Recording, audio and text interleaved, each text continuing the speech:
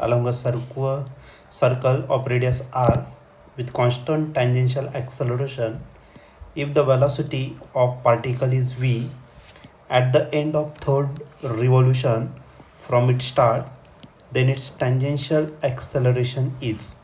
तर हा क्वेश्चन 2024ला 2022ला आणि 2016ला आलेला होता.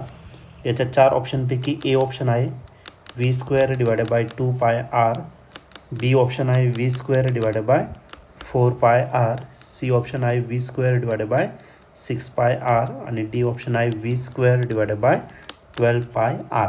तर आता या 4 ऑप्शनपैकी या क्वेश्चनचा करेक्ट आन्सर काय असलं पाहिजे तर आपण याला सॉल्व करूया आणि मग डिसाईड करूया.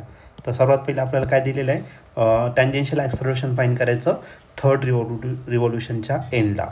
मग फॉर थर्ड रिव्होल्यूशन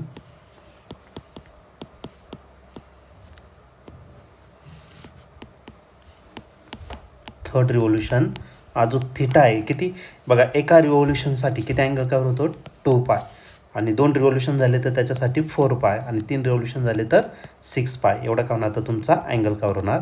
मग फॉर थर्ड रिव्होल्यूशन जो अँगल असणार तो किती असणार तर 6π रेडियन एवढा अँगल असेल.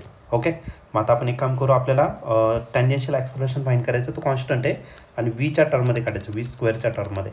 मग आपण एक काम करू, थर्ड इक्वेशन ऑफ मोशन या ठिकाणी यूज करू.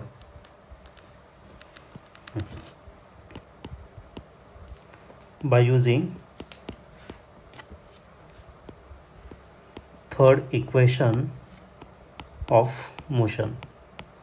तर आपल्याला थर्ड इक्वेशन या ठिकाणी यूज करायचं आणि थर्ड इक्वेशन काय आहे तर तो आहे v² is equal to u² plus 2as. ओके, आता पार्टिकल इनिशियली स्टार्ट होतो बरं ना, स्टार्ट होतो आहे फ्रॉम स्टार्ट म्हणजे तो 0पासून स्टार्ट होणार. मग यूची व्हॅल्यू आपण काय करू 0 पुट करून टाकू. Put u is equal to 0 in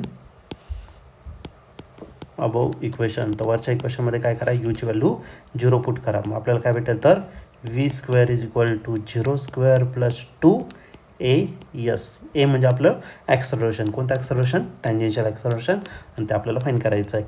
मग झाला v², 0चा स्क्वेअर 0 जाणार, तो लिहिला नाही लिहिला तरी चालेल. मग करायला 2as. याला काय करा इक्वेशन 1 कन्सिडर करा. आता मला काय फाईंड करायचं, यस फाईंड करायचं. यस म्हणजे काय तर आर्क लेंथ किंवा डिस्प्लेसमेंट घेऊ आपण. ठीक आहे, मग आपल्याकडे फॉर्म्युला आहे कोणाचा अँगलचा. वी हॅव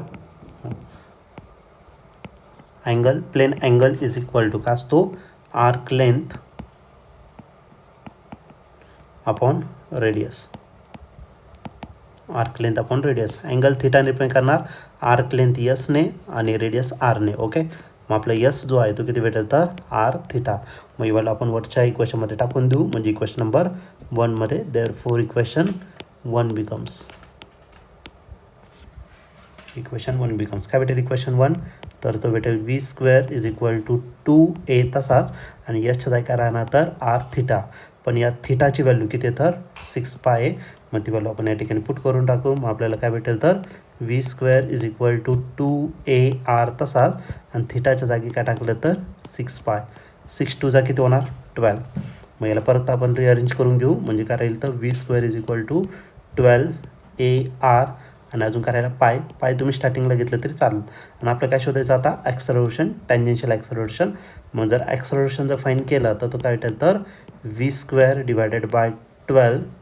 हा पाय स्टार्टिंगला घेतो, ए कॅन्सल आणि राहिला आर. ओके, मग टँजेन्शियल ॲक्सलरेशन आपलं काय भेटेल तर v² इज इक्वल टू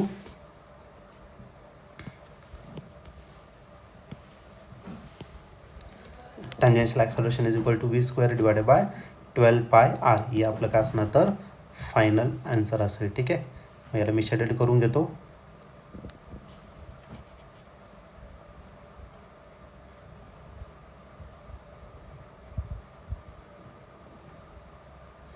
या ठिकाणी तुम्ही ऑप्शन जर बघितलं तर ऑप्शन नंबर डी जो आहे तो या ठिकाणी आपला करेक्टली मॅच झालेला आहे. म्हणून या क्वेश्चनचं करेक्ट आन्सर ऑप्शन डी असेल. ठीक आहे, ऑप्शन डी म्हणजेच काय tangential acceleration is equal to v² divided by 12πr.